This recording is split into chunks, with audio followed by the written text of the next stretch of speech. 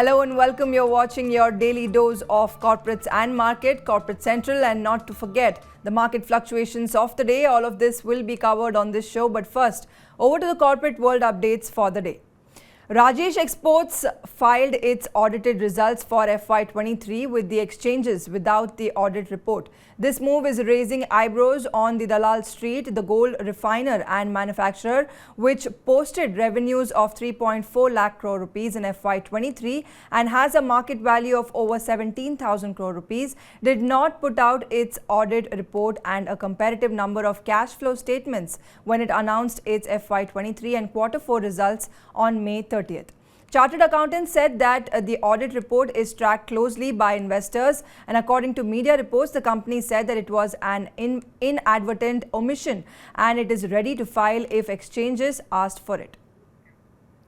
Sony Corporation, which is merging its Indian TV content company with Zee Entertainment Enterprises, may seek forensic audit of Zee after markets regulator Sebi charged Zee promoters with funds diversion. Sebi also barred Zee founder Subhash Chandra and its chief executive officer Puneet Goenka from holding any position as director.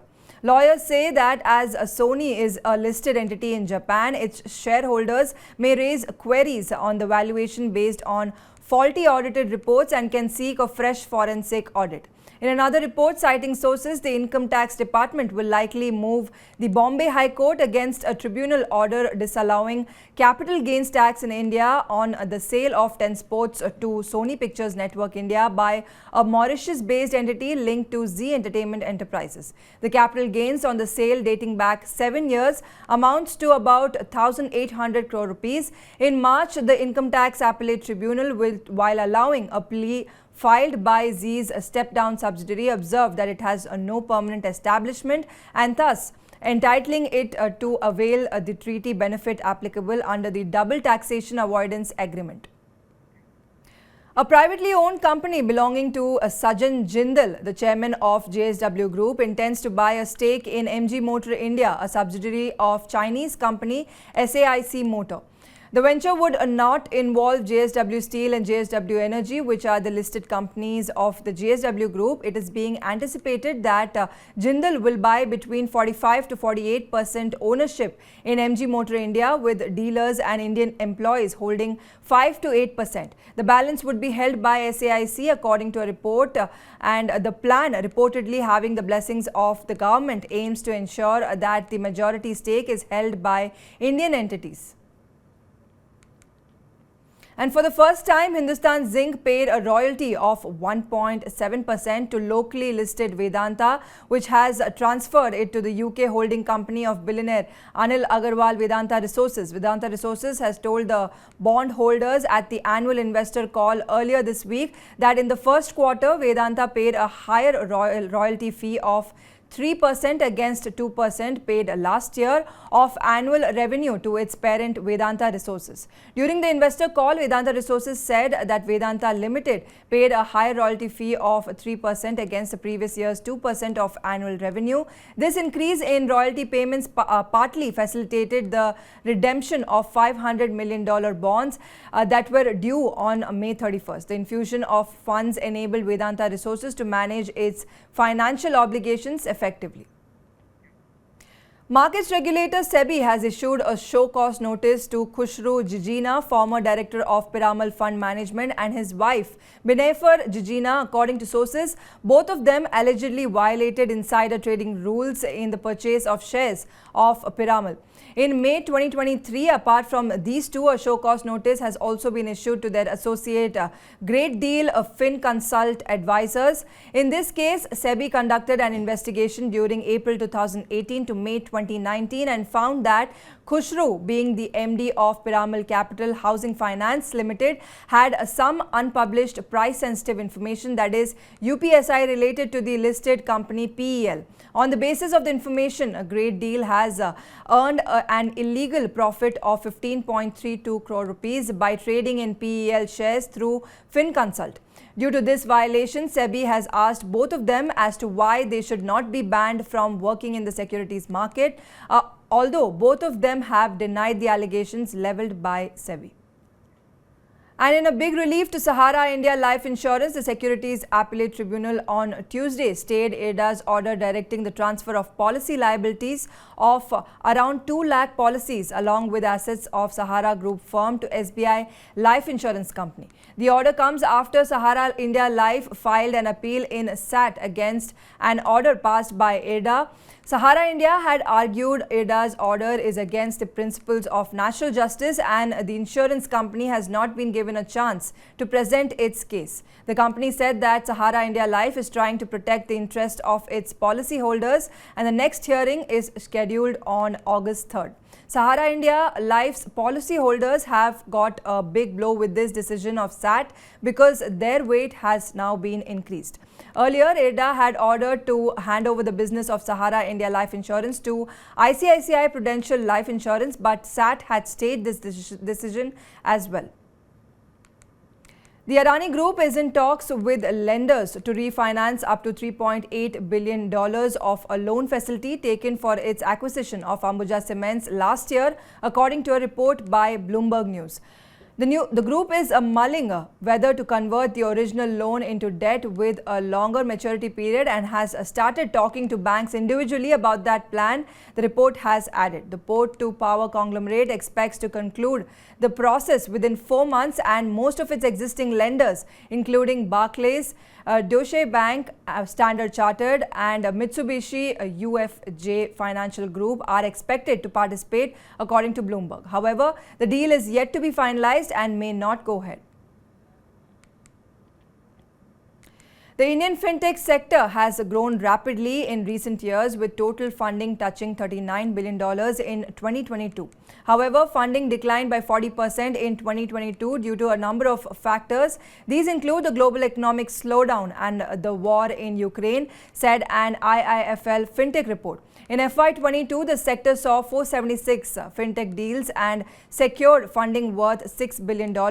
This was in the backdrop of a funding winter in the startup world. The Indian fintech market is expected to cross over $1 trillion by 2030. India has emerged as a global fintech superpower and is now ranked number 3 in terms of total fintech companies, the report has said. NCLT has raised questions about the maintainability of the second insolvency plea filed by aircraft lessor Air Castle on Tuesday and listed the matter on July 17th along with the earlier petition filed by the lessor. The NCLT bench asked the petitioner to satisfy the court if 2 petitions by the same operational creditor can be listed against the same corporate debtor. While the petitioner requested a notice to be issued to SpiceJet, the court refused and listed the petition on the same day as the earlier one. According to the counsel for Air Castle, the new petition pertains to a separate case of default by SpiceJet. On Monday, that is June 12th, Wilmington had filed a petition against SpiceJet in NCLT, which is to be heard on July 16. In its petition, Wilmington had urged to start bankruptcy process against SpiceJet. EY India, the designated process advisor to Go Airlines Limited corporate insolvency resolution process, is likely to recommend the airline's lead creditors to infuse 500 crore rupees into the carrier to facilitate the immediate revival of the airlines as India's aviation industry records a resurgence in the air passenger traffic. As per reports, the committee of creditors of GoFirst have agreed to provide interim finance to the company and EY may seek funding of 500 crore rupees from the large creditors of committee. Well, that's all from the corporate world today. Now over to those stocks that were in action today and also make a quick analysis over them. On Wednesday, June 14, Vodafone Idea's stock saw a jump of more than 7%. In the first 5 minutes of trading, the stock touched an intraday high of 8.25 and closed with a gain of about 4%. Vodafone Idea has put forward a 14,000 crore rupee proposal for a revival plan. Under this proposal, the company's promoters Aditya Birla Group and UK's Vodafone Group will make half of the investments. According to the revival plan submitted to the government earlier this month, Aditya Birla Group and Vodafone Group may very soon infuse fresh equity of 2,000 crore rupees in the company. After the revival package given by the government in September 2021, the promoters have invested fresh equity of 5,000 crore rupees in the company, and the promoters will work with the company to raise the remaining amount of 7,000 crore rupees. This amount will be raised directly from an external investor through equity or convertible instruments. Not only this, apart from this revival plan, the company is seeking an additional loan of 25,000 crore rupees from its lenders.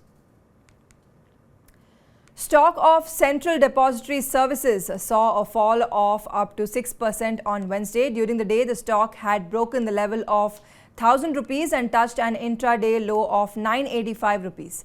The reason behind the decline is the big block deal. In the first few minutes on Wednesday, a block deal of 56 lakh shares or 5.4% of the company was done. The value of this deal was estimated at 558 crore rupees. Although the names of the sellers and buyers in this deal are not known, but according to media reports, the parent company of CDSL, BSE, is the seller.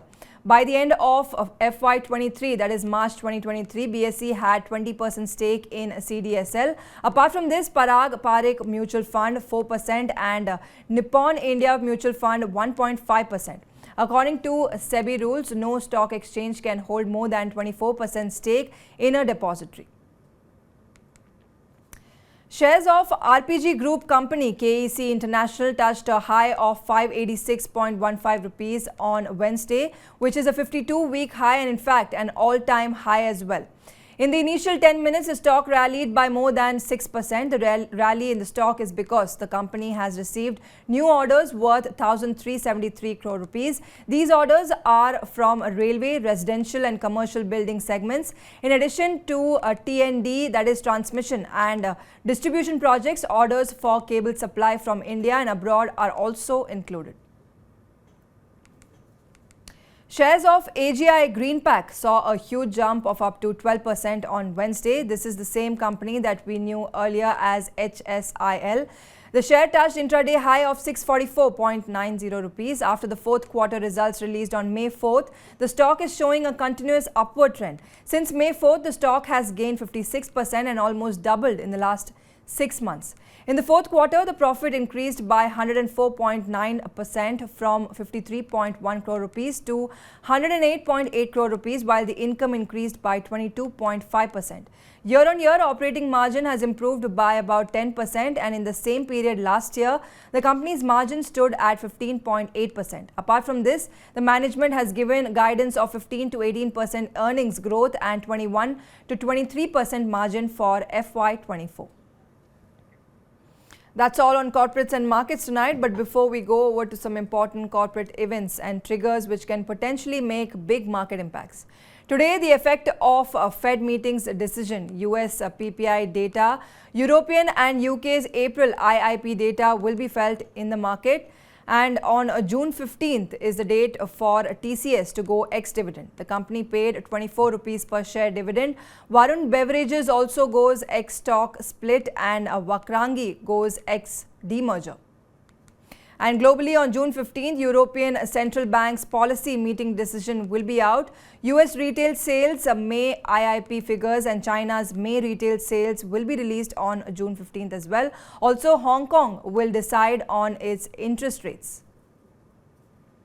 That is all tonight on Corporate Central, but catch all the other detailed updates from the corporate world and other major updates on personal finance on Money9's website, www.money9.com. That's all from me tonight. Keep watching Money9.